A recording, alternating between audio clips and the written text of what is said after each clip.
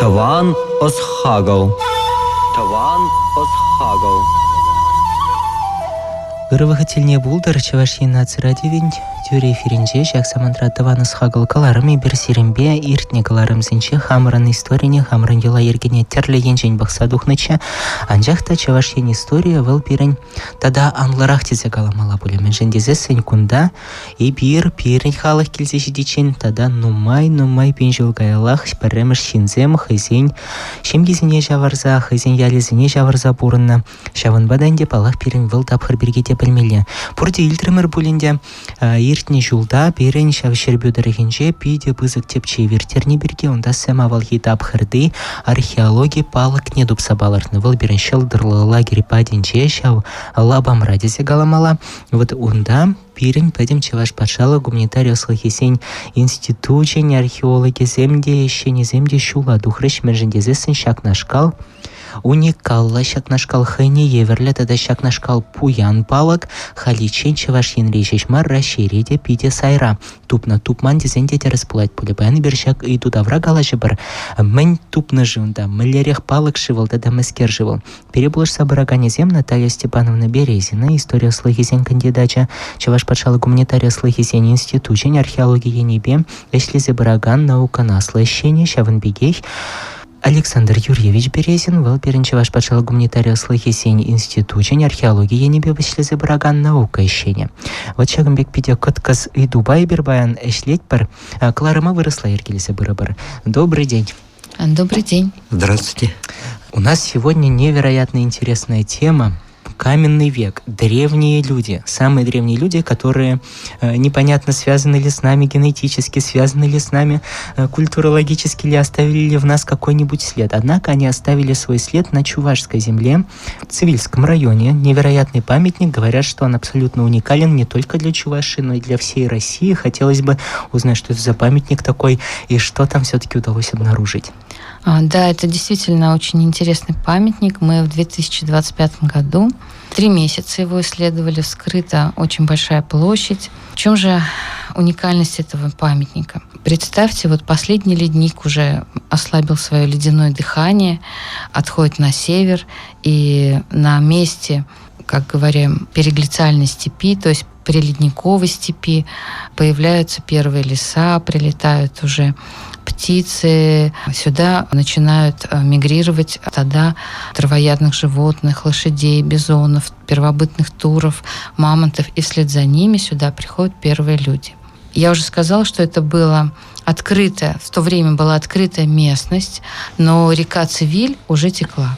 Река Цивиль – одна из древнейших рек, ее начало в очень-очень глубокой древности. Это место слияния Большого и Малого Цивилей образует широкую пойму, на которой как раз паслись вот эти травоядные животные. И гора Шолма возвышалась над этой поймой, и, кроме того, она содержала в себе породы кремния, которые для первобытного человека были стратегическим запасом, потому что все орудия он изготавливал из кремния. А кремень обладает таким свойством, он раскалывается как стекло, образуя острые грани, и даже без большой обработки просто любым осколком можно брать и совершать трудовые операции, использовать в качестве наконечника, ножа, сверла, чего угодно. И вот это сочетание природных факторов, времени сделало вот эту гору Шолма, вот эту долину притягательным для первобытного человека. И мы уже давно исследуем это место. Надо сказать, что первые находки вот столь древнего возраста здесь были открыты еще в прошлом веке Старостиным Петром Николаевичем. Он мариец, но работал в Казани и проводил здесь свои археологические разведки. И он тогда еще писал о, возможно, палеолитическом возрасте. И возраст этих памятников примерно 12-14 тысяч лет. То есть это время поздних мамонтов, время такое перелома эпох, когда от ледникового периода жизнь переходит уже на современный нам лад. И вот в этом месте мы пока знаем 2 большие стоянки, но, конечно, их будет больше, потому что нам разведки подсказывают, что находки встречаются и в других местах. И вот люди сюда приходили, и изготавливали орудия. 12-14 тысяч лет назад. Если так задуматься, это все происходило до возникновения первых цивилизаций. Это происходило настолько давно. А что после себя эти люди вообще оставляют? Как можно понять, что здесь была стоянка? Наверное, они еще не строили никаких домов, просто останавливались на пути своей миграции, или здесь они проживали на постоянной основе? Нет, это был такой образ кочующий. То есть они вслед за стадами откочевывали летом на север, зимой на юг. То есть они постоянно были в движении, потому что они не делали запасов, и все, чем они жили, как бы сиюминутным таким охотничьим успехом. Здесь следы жизни этих людей в находках каменных артефактов. То есть мы умеем отличать сделанные человеческой рукой и просто природные находки. Конечно, встречаются иногда по другим объектам. Мы знаем, в Подмосковье знаменитый комплекс Замостье. Там известны как бы сооружения, сохранившиеся в материке, в глине. Пока на нашем памятнике, я, кстати, не сказала, что он называется «Звездный». Стоянка «Звездный». На стоянке пока нами не обнаружено, но в перспективе такая есть. Обнаружение каких-то хозяйственных или других объектов земли заглубленных. Пока мы видим просто массовое распределение находок в толще земли. И поскольку это была мастерская на выходах кремния, то здесь нами обнаружено более 60 тысяч находок кремниевых орудий. 60 тысяч? Да. Это наконечники. А что это вообще за орудие? То есть, ладно, оружие для охоты. А что там может быть до 60 тысяч? Это значит, там поколение этих людей останавливались? Нет, большая часть находок – это отщепы и сколы, которые получаются при подготовке. То есть они брали кремниевую породу, и определенными ударами они вычленяли ядро. То есть подготавливали ядро, так называемый нуклеус, с которого они уже скалывали заготовки для орудий. Их мастерство было достаточно высокое, потому что они каждый день этим занимались и упражнялись с детства. От этого зависело их успешное выживание. Какие же готовые формы орудий там встречаются? Это преимущественно ножи, скребки, кобели, то есть, например, для изготовления каких-то деревянных орудий. Мы уверены, что у них были орудия из дерева, из кости. Сверла, так называемые сверла, проколки. И, конечно же, это сложносоставные орудия, которые изготавливались из деревянной или костяной основы.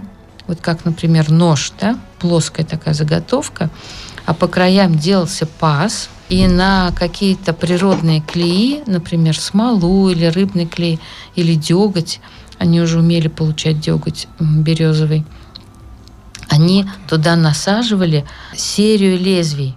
И у них из коротких участков получалось, 20-30 сантиметровый такой режущий край.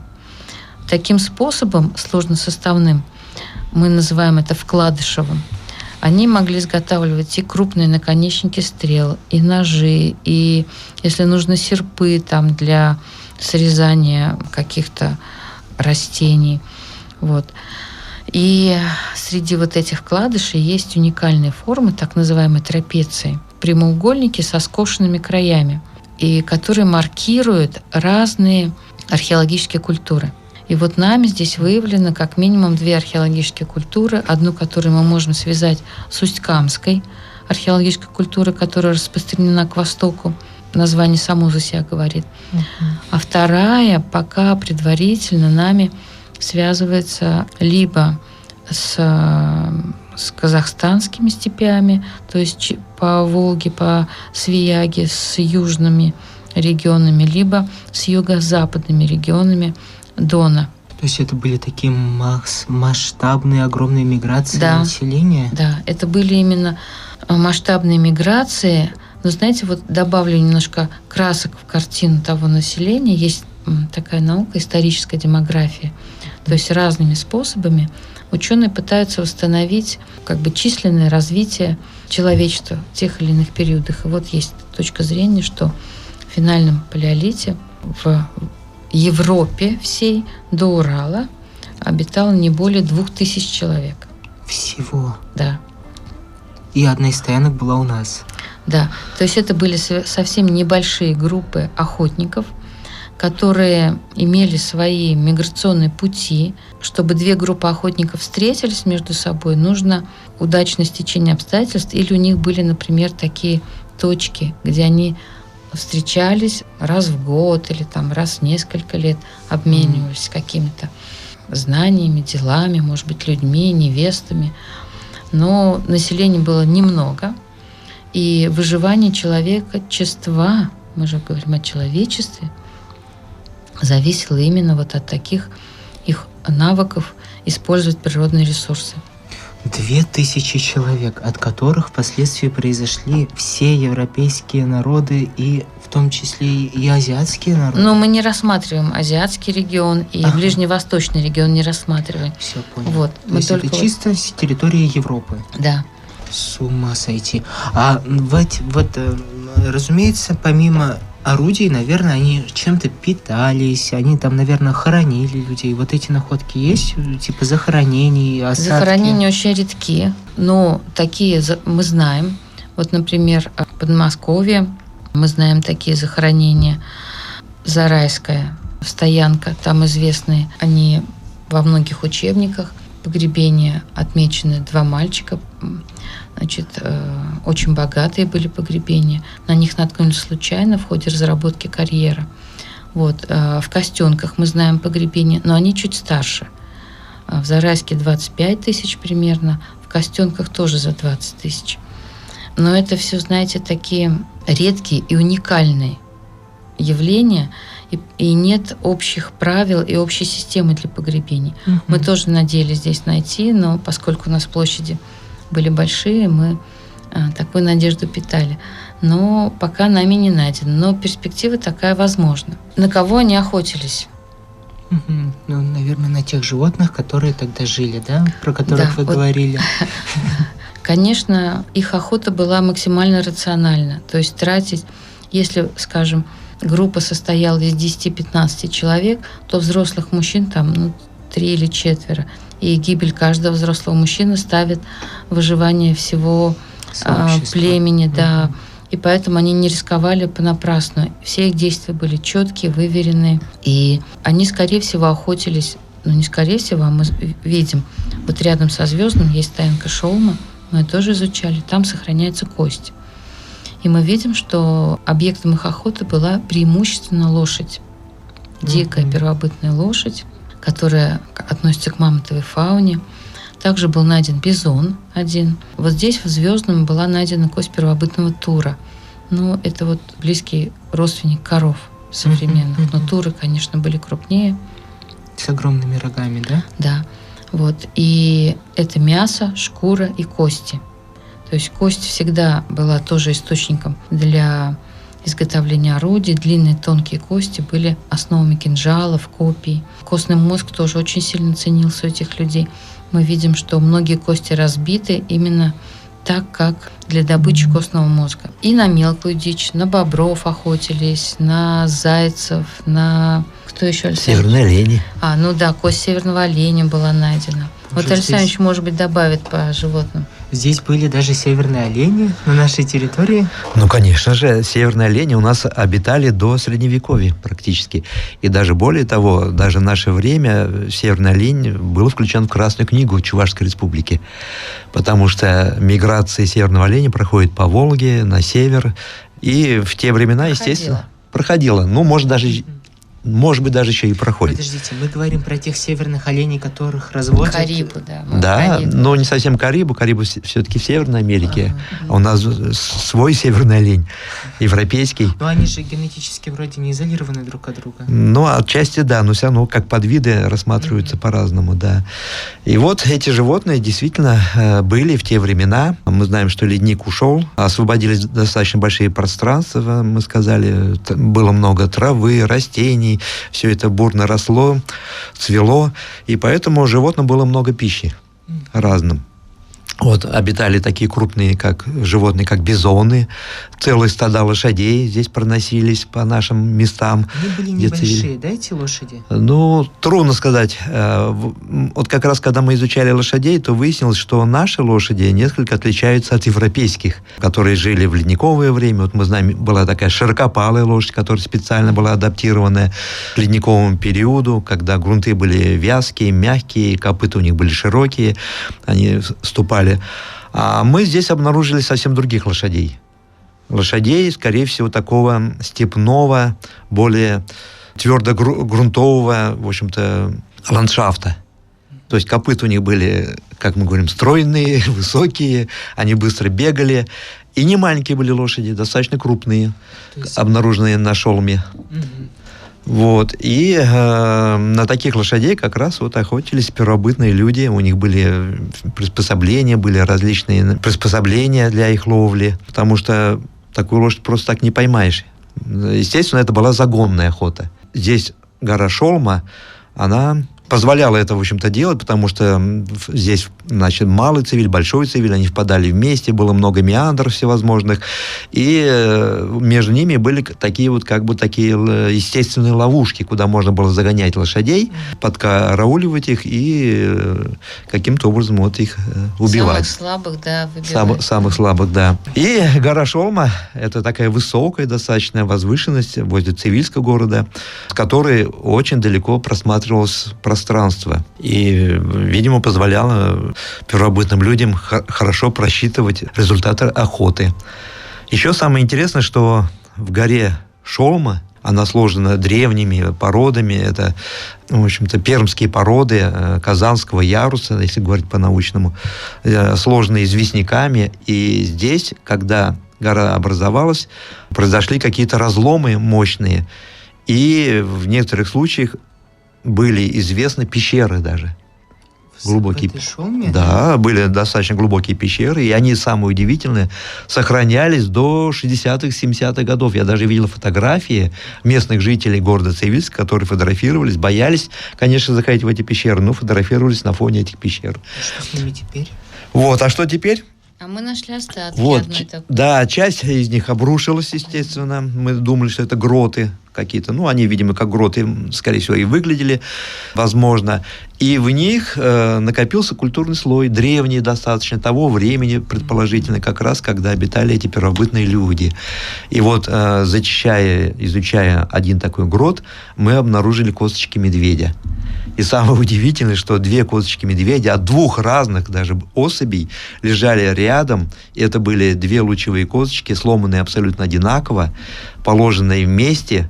Самое удивительное. И по нашим предположениям, скорее всего, это было какое-то ритуальное, видимо, преподношение или захоронение, может быть, даже какое-то древнее святилище эпохи палеолита. Боже ж ты мой, как это необычно и так странно все звучит, медведи, их кости. Так, у нас, я смотрю, время первого перерыва. Сейчас вам подавила Данилова переазырға разодрать ваны марземе берсеренбек искеганадых тавдуат продащак калачева малалах тазапыр. Таван осхагал. Таван осхагал.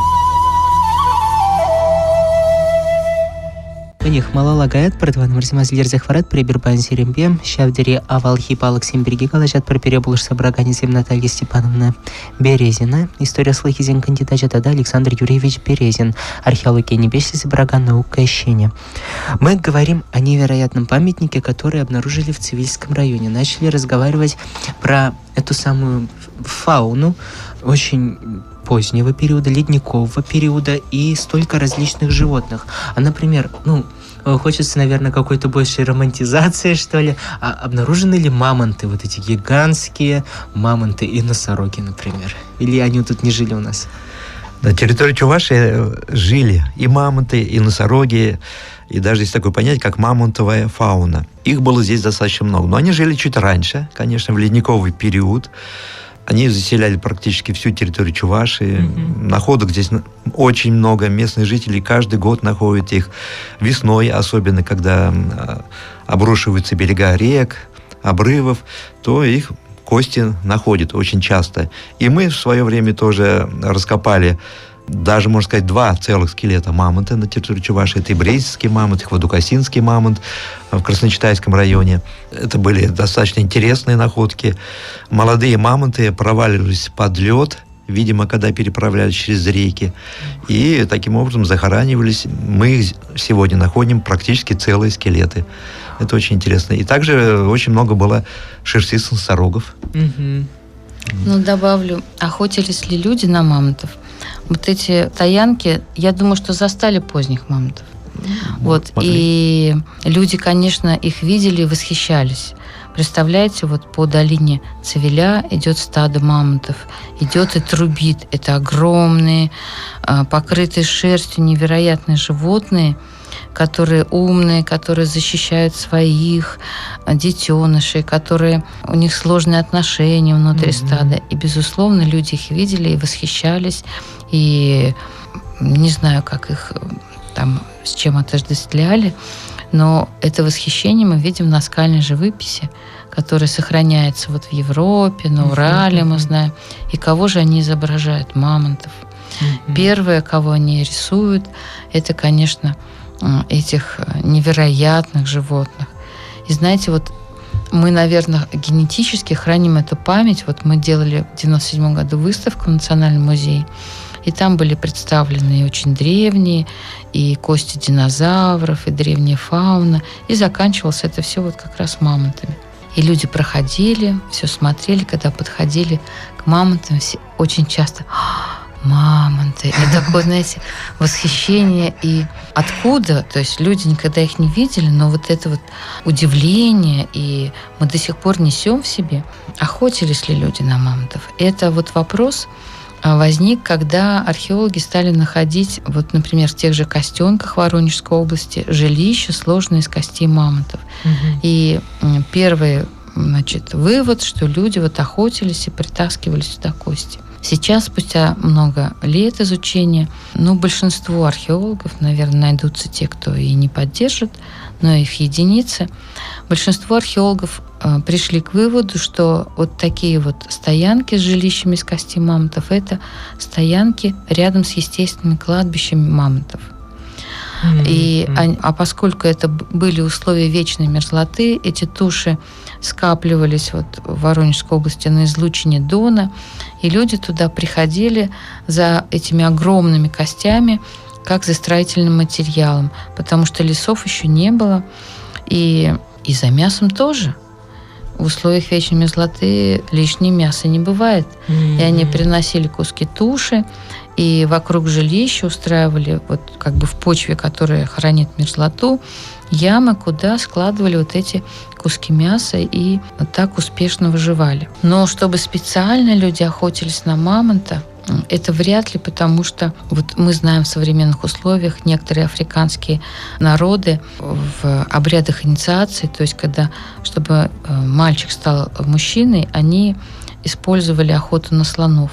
И даже это очень сложно. Конечно, они там использовали свои приемы, но мамонт – это не слон. Мамонт покрыт огромным подшерстком и основным остистым волосом. И этот подшерсток и волос местами достигали до метра. Ух ты. То есть даже современным железным ножом ничего не сделать. А что уж там каменными орудиями и так далее. Конечно, размеры. Это же побольше. Конечно, они могли там добивать, скажем, утонувших или больных каких-то животных. Но вот такая целенаправленная охота все-таки большинством археологов сейчас не поддерживается. И тезис о том, что люди съели мамонтов, сегодня звучит, сказочно. Вот. То есть основной объект охоты – это все-таки животные более доступного размера, да. То есть более безопасные. Ну вот представьте, северная оленья лошадь, тонкая шкура, удобная для выделки.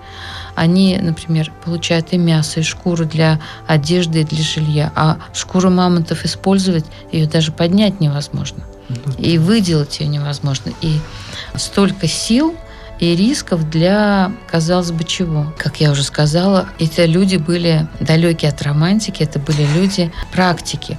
И учесть надо, что средняя продолжительность жизни в то время составляла 20-25 лет. То есть люди жили яркую, но непродолжительную жизнь, и они как бы вот несли, мужчины, ответственность за все свое, весь свой род и племя. Ну, вот про лошадь прозвучала очень интересная мысль, что были лошади с широкими копытами, а были лошади более степные. Тут невольно проводишь параллель, наверное, с чувашами самими, да, вот мы тоже сюда со степей пришли, осели, начали жить. И тут, видимо, до нас первыми этот трюк проделали степные лошади. Что это за лошади? Можем как-то больше углубиться, не знаю, в какие-то генетические изыскания, может? Но это очень интересный вопрос в разных ракурсах, и в том числе вопрос о домашней лошади. Сегодня это такой на пике научных интересов. И вопрос охоты, да, и вопрос вообще происхождения и эволюционирования лошади. И вот в 2021 году очень большая группа исследователей из Европы и России объединили усилия, собрали кости лошадей и провели масштабное ДНК-исследование. Результаты эти опубликованы в журнале Nature за 2021 год. Мы представили там шолменскую лошадь возрастом как раз 12-14 тысяч лет. И, как ни удивительно, именно шолменская лошадь оказалась ближе всех к домашней современной лошади.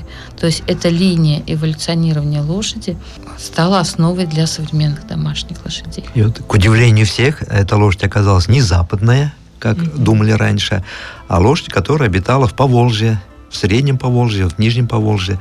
И эту лошадь как раз одомашнили древние люди.